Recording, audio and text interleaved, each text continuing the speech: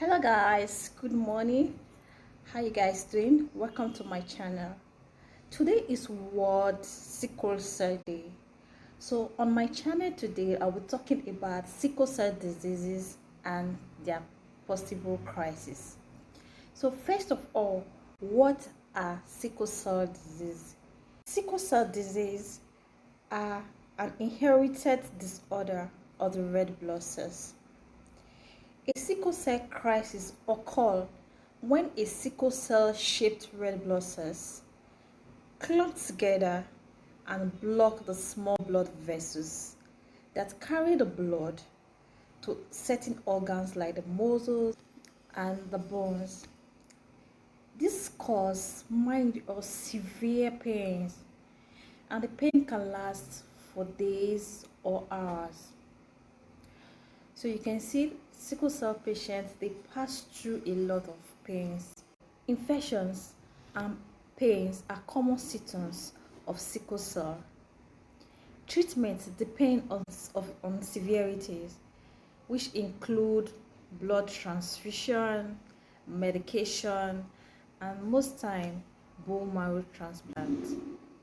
So most of the questions a lot of people ask us in this episode, we are going to be dealing with questions because I introduced this topic and a lot of questions came in. So we are going to be dealing with a lot of questions in this episode. The first question here is, how do you get sickle cell diseases? That's the first question. How do you get sickle cell diseases? You inherit one set from your mother and one set from your father. To be born with sickle cell diseases, a child has to inherit a copy of sickle cell gene from both parents.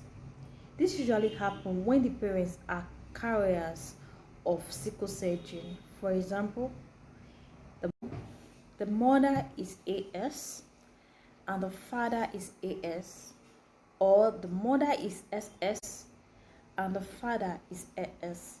You can see there's a sickle cell gene in both parents. You understand? So that is how people inherit sickle cell anemia. So another question here is, how can sickle cell be cured? Can sickle cell be cured? The first one is, how can sickle cell be cured? Then the second question again is, can sickle cell be cured? Yes, sickle cell can be cured by stem cell or bone marrow transplant.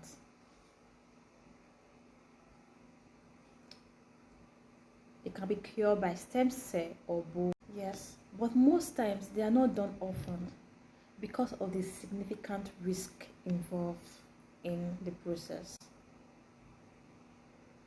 So I hope I was able to deal with this question here. So let's go further to the next question. Let's go further. The question here is, what should sickle cell patients avoid? What should sickle cell patients avoid? 1. Vigorous exercise. They should avoid vigorous exercise, carrying heavy load, so that they can escape breathing hard or breathing fast. It actually affects them a lot. Then number 2, alcohol. Number 3, smoking. People may ask, why would they avoid alcohol? Because alcohol causes dehydration and it's not good at all for a sickle cell patient. Then smoking triggers serious lungs condition that is called the acute stress syndrome. So you can see why they should avoid this stuff listed above here. So we are going to number 4 question right away. Say, at what age does sickle cell crisis start? At what age does sickle cell crisis start? So that's the next question on our list. So people with sickle cell disease, The crisis often starts during the first year of their life, usually around 4 to 5 months of age. This question now, let's hear. It said, does cold weather affect sickle cell patient or sickle cell child? Exposing a child to cold, air, and water can trigger a sickle cell crisis. So the best option is for the parents to dress the children with a warm layer cloth to avoid cold. That's the best option. So yes, that's the best option. So the next question on our list, it said, how do you know if a baby have a sickle cell trait or gene? How do you know if a baby have a sickle cell? How do you know? This question, painful swelling in the hand or their feet is often the first symptom to notice when a child is a sickle cell child or is a carrier of sickle cell. So you often see redness in the hand or on their feet. So it's the first symptom. The last question that we are going to be taking now right away, because I have somewhere to go today, is how do you check for sickle cell anemia? How do you check for sickle cell anemia? This is where the medical lab scientists come in. The best way to check for sickle cell anemia or sickle cell diseases is to look at the blood using a method called the high performance chromatography. The tests identify which type of hemoglobin is present.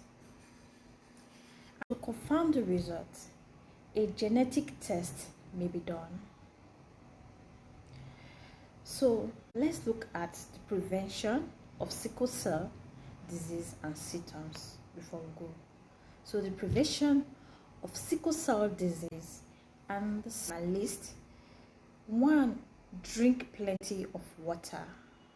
You know how water is very important in our body, in our system, and all of that. So 2, avoid hot or cold temperature. Not just cold temperature. Hot temperature is not also good for sickle cell patients. Then avoid vigorous exercise that will lead you to breathe fast or take your medication. It is very, very, very important. This is all I can take for today. Have a nice time. Bye. Please don't forget to subscribe to our YouTube channel, like, share, and comment. Hopefully, I'm waiting to see your comments at the comment section. Bye.